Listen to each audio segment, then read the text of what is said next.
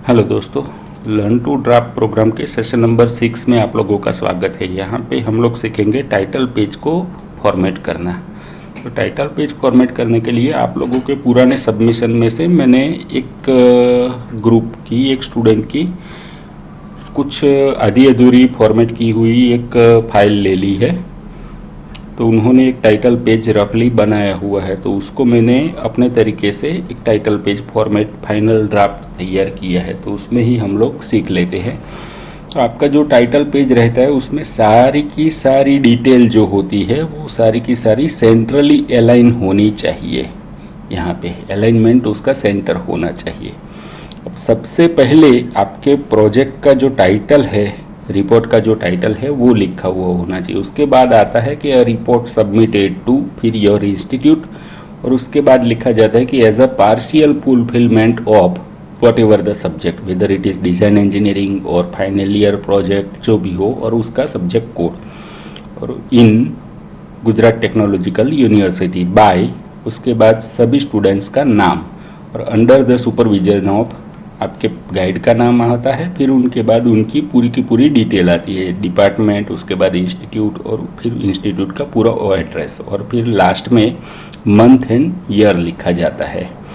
ये पूरा का पूरा जो है वो सेंट्रली अलाइन होता है। और उसके बाद सबसे पहले मतलब उसके बाद लास्ट में यहाँ पे टॉप में आपके इंस्टीट्यूट का लोगो और फिर जीटीयू का, यूनिवर्सिटी का लोगो, ये दोनों लोगो यहाँ पे रखे जाते हैं। लोगो रखते वक्त एक चीज़ ध्यान में रखिए, ये जो लोगो होता है, जब भी आप लोगो के ऊपर सिलेक्ट करोगे फिर से फॉर्मेट टैब खुलेगा। फॉर्मेट टैब में जा करके रैप टेक्स्ट में ये जो है वो इन फ्रंट ऑफ टेक्स्ट, ये ऑप्शन आपको सिलेक्ट करके रखना पड़ेगा। उससे क्या होगा कि आप लोगों को एज अ ऑब्जेक्ट कहीं पे भी आप मूव करा सकते हैं और इजीली, जो मतलब आप कुछ लिखते हैं या कुछ करते हैं तो उसके बाद ये लोगो और पिक्चर्स जो है वो कहीं पे भी इधर उधर गुम नहीं जाएंगे। तो इस तरीके से पूरा का पूरा टाइटल पेज सेट किया जाता है। टाइटल पेज के बाद के डॉक्यूमेंट, अर्थात यहाँ पे टाइटल पेज के अंदर एक और चीज़, आपको पेज बॉर्डर एक सिलेक्ट करनी है। तो उसके लिए आपका टाइटल पेज जो है उसका लेआउट सबसे पहले समझ लेते हैं। तो पेज सेटअप के अंदर जो है वो आपका टाइटल पेज का जो भी मार्जिन है वो अपना नॉर्मल मार्जिन में जो भी रखा था आप लोगों ने, टॉप, बॉटम, लेफ्ट, राइट, वही इस तरीके से आप लोगों को मार्जिन सेट करना है। इसकी वजह से क्या होगा कि ये पूरा का पूरा डॉक्यूमेंट जो है वो प्रिंट लेआउट में देखेंगे तो लेफ्ट साइड की ओर से थोड़ा सा खिंचा हुआ होता है, जिसकी वजह से आपका बाइंडिंग जो है वो आप लोग प्रॉपरली कर सकते हैं और आपका पेज जो है वो बाइंडिंग में कट नहीं जाएगा। तो इस तरीके से आप लोग अलाइनमेंट और पेज सेटअप करके रखते हैं। उसके बाद डिज़ाइन टैब के अंदर जा करके आप लोग पेज बॉर्डर में जाते हैं और कोई एक पेज की आर्ट पसंद करते हैं। आर्ट में आप लोग जो है वो लास्ट में जाएंगे, बहुत अच्छे अच्छे आर्ट मिल जाएंगे। आप लोग कोई भी एक आर्ट पसंद कर सकते हैं। उसके बाद आर्ट की थिकनेस जो है उसको वेरी कर सकते हैं, मैक्सिमम 31 रख सकते हैं आप लोग। तो आपका ये डॉक्यूमेंट इस तरीके से चारों चार दिखना चाहिए। अगर नहीं है तो यहाँ से आप लोग उनको सेट कर सकते हैं। तो पूरा का पूरा डॉक्यूमेंट जो है उसकी पेज बॉर्डर बन गई। उसके बाद यहाँ पे अप्लाई टू में बाय डिफॉल्ट आएगा होल डॉक्यूमेंट। होल डॉक्यूमेंट मतलब जितने भी पेजेस आपके होंगे वो सब के सब पेजेस में बॉर्डर लगेगी। यहाँ पे आप लोगों को क्या सिलेक्ट करना है, this section first page only. इससे क्या होगा कि आपका सिर्फ ओनली फर्स्ट पेज पे ही पेज बॉर्डर रहेगा। तो इस तरीके से आप पेज बॉर्डर सिलेक्ट कर सकते हैं। एक चीज़ याद रखिए, जब भी आप पेज टाइटल पेज सेट करते हैं तो टाइटल पेज सेट करते वक्त यहाँ पे मैं इमेज इसको थोड़ा सा अकॉर्डिंगली घुमा लेता हूँ। ओके, तो अब सही है। ओके, ये टाइटल पेज और सपोर्टिंग जो भी डॉक्यूमेंट्स आते हैं उसके लिए अलग से वर्ड फाइल बना दीजिए। कुछ इस तरीके से मेरी जो ये चैप्टर वाइज मैंने अपनी थीसिस है, मतलब इस तरीके से रिपोर्ट है, तो उसमें चैप्टर वाइज मैंने अलग अलग फोल्डर बनाए हैं और टाइटल पेज, सर्टिफिकेट और वो सब के लिए अलग से एक डॉक्यूमेंट बना है। तो इस तरीके से आप जो है वो पूरा का पूरा अपना रिपोर्ट जो है वो एक वर्ड फाइल में मत रखिए।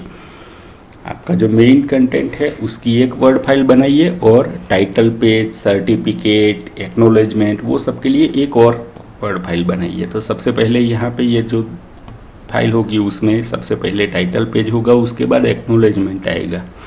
तो एक्नॉलेजमेंट का कुछ फॉर्मेट यहाँ पे एक रफली बनाया है बच्चों ने, लेकिन यहाँ पे समझ लेते हैं कि यहाँ पे आप लोगों ने ग्रुप में प्रोजेक्ट किया है और फिर टाइटल कैसे चालू होता है कि it is indeed a pleasure for me.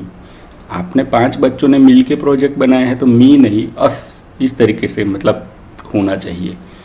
It is an indeed pleasure for us to express our sincere gratitude to, इस तरीके से होता है। फिर और एक चीज़ याद रखिए कि आप अपने गाइड या तो सुपरवाइजर जो है उनको एक एक्नॉलेज करते हैं। उसके बाद आता है यहाँ पे लिखा है in addition I would like to thank all on teaching, मतलब मालूम नहीं लेकिन नॉन टीचिंग या तो फिर teaching staff of engineering department डेस department who supported me by providing, मतलब इस तरीके से एक जनरल सेंटेंस नहीं लिखते हैं। एक्नॉलेजमेंट एक ऐसी चीज है कि आपने कुछ टाइम अपनी लाइफ का उस प्रोजेक्ट के लिए डेडिकेट किया है, स्पेंड किया है।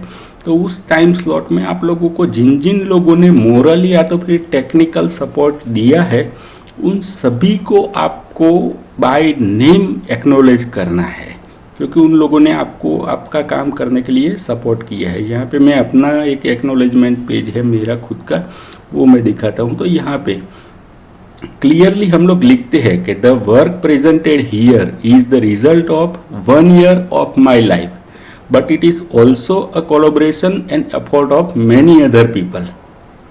आई would like to acknowledge first of all my supervisor. तो आप लोग अपने गाइड जो है उनको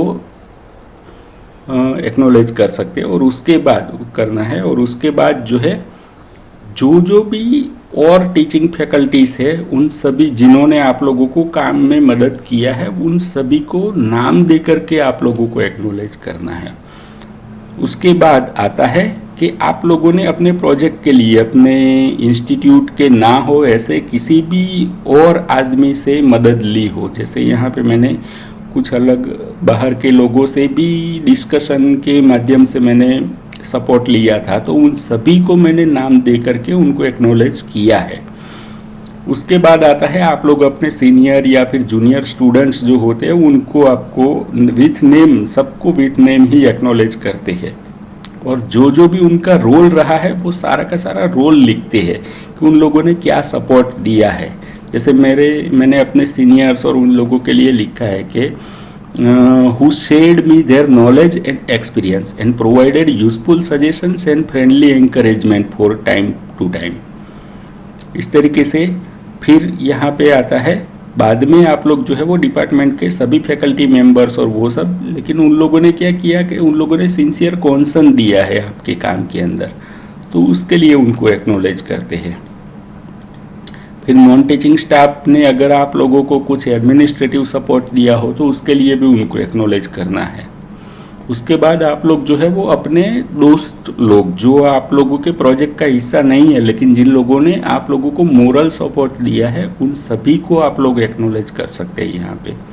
उसके बाद आपके फैमिली फाइनली उनको भी आप लोग एक्नॉलेज कर सकते हैं। तो इस तरीके से जिन जिन लोगों ने जो भी सपोर्ट किया है, ये 1 साल का जो ड्यूरेशन 1 साल या 1 सेमेस्टर का ड्यूरेशन होता है उसमें उन सभी को विथ नेम और उनका जो भी सपोर्ट था वो सपोर्ट दोनों चीज मेंशन करके आप लोगों को एक्नॉलेज करना है। तो इस तरीके से इन जनरल आप लोग नहीं लिख सकते हैं, ये थोड़ा सा अच्छा नहीं लगता है। तो इस तरीके से ये एक्नॉलेजमेंट पेज आप लोगों की खुद की प्रॉपर्टी है, मतलब ये जो पूरा डॉक्यूमेंट आप प्रिपेयर कर रहे हैं रिपोर्ट में एक्नॉलेजमेंट में एटलीस्ट जिन जिन लोगों ने सपोर्ट किया उनका नाम लिखना चाहिए।